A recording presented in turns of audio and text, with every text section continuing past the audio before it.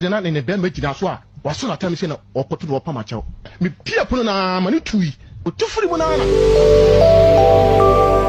Ebusia video bi trend pa enyasem keto na video no eye ahomete esanso so kra poti akoma chese wokohe video ni ma eye ma me panyimu bi eye konfo bi a osi ni din ede konfo na najew a wo chema wo se wa chema mi se ma mi oye beifo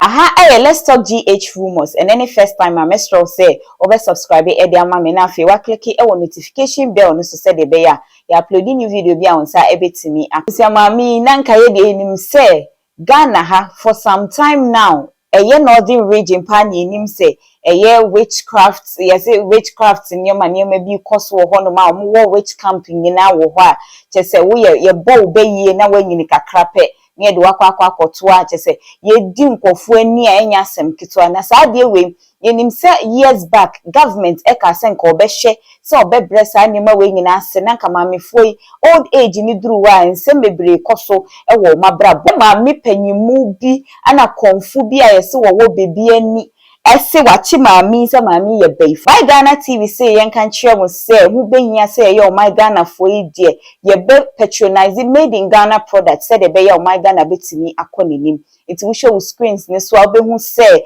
telephone numbers big ho dwumadie bi a wudi e wo Ghana ha chese my o manufacture made in Ghana products nko ade a betima ye 2 to 3 minutes video na de ama numbers ye be advertise free of charge e de amount uhia enquiries bi anso a betimi afre numbers na wo screen ne so no ebusia ye nkwohwe video no se maame no e ka ne numu ansem na emra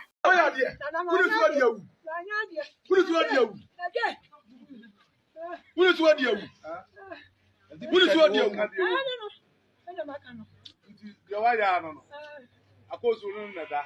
amazonu nada isi abuka min ntise na na ntise de o du bi kunu ja na na betin fi ana ba kunu so e ayi ba ayi chicken ni so o da bi je de o di aye no nya ne je na o ye abromfo no na se wa na bo ama abromfo ko wi na na ekura no okay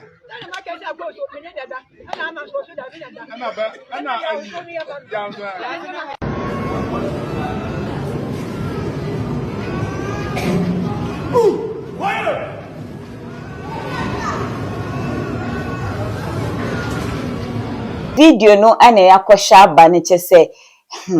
eya hometisem ye pa yenim se ukopiem e wo northern region ayo about 6 witches camp ho chese ye kipi ye bo be ye nko ade na ese ye de wakwa koto wa yenim se sa nema we nyina lead to stigmatization as say o maami ana wo na bi kopiem o sati bi anim am affect ye pa chese ye hwe se government some years back government ka say ombeye bibia fa ho se de be ya sa de we nyina to be twa nanka e dia sumbia ba say kame akoye say yaye gender based violence kakra I say ye de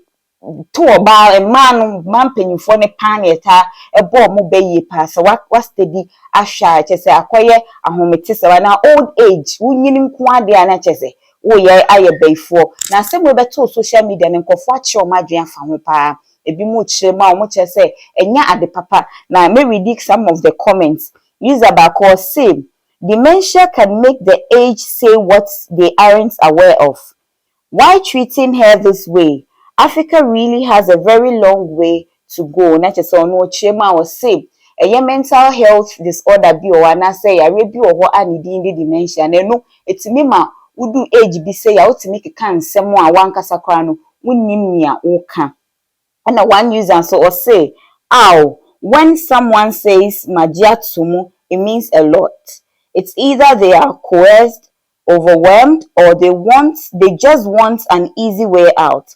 It is sad that the elderly are subjected to humiliation. I think no matter what the situation, people like this should be treated carefully, away from public eye, and confined to prevent stigmatization and possible physical assault." Not just say use a way to chema. So even if senka no kwekwa se maame no bibisa wo ho a yebetimi aye no kokoam a embe ni pani so say because anema we nyina lead to say yebekum anaso obi beba abeyo wo boni yebe jojo wabusua na say emfa de papa emma yinim say some years back eye maami bia ne din ede akua dente maami say omo buni kuni because yesi wo yebeifo na maami no 90 years je say ade a ebiesi wo ga 90 wey ebetimi asesi. Another user also say these things must stop. She is afraid and so admitting to what they are saying. They should put themselves in such state. How would they feel if their sisters and mother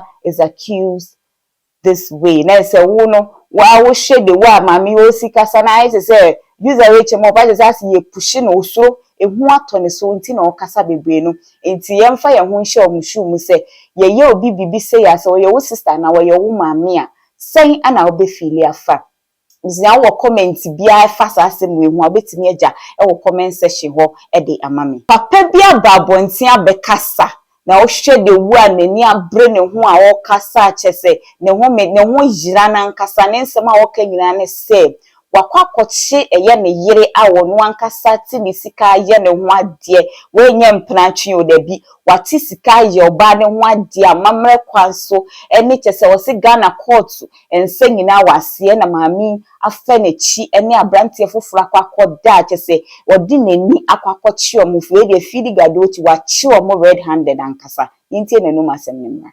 na ne be magina so a waso na tam se na okoto do pama chew me pia pono na mani tui otufuri mu na na be ma da so na me ka che mo ansana oni boy ne kura de mo no the be 30 minutes no na me ka che mi nan se onyina gate wo mo na me fa ayifa say window wala ko tie de ekoso ansa because me say no ko che mo ya gani rechi ko fa mpuma ti na me hu se ene me ekoso in fact me ye be ma de na fat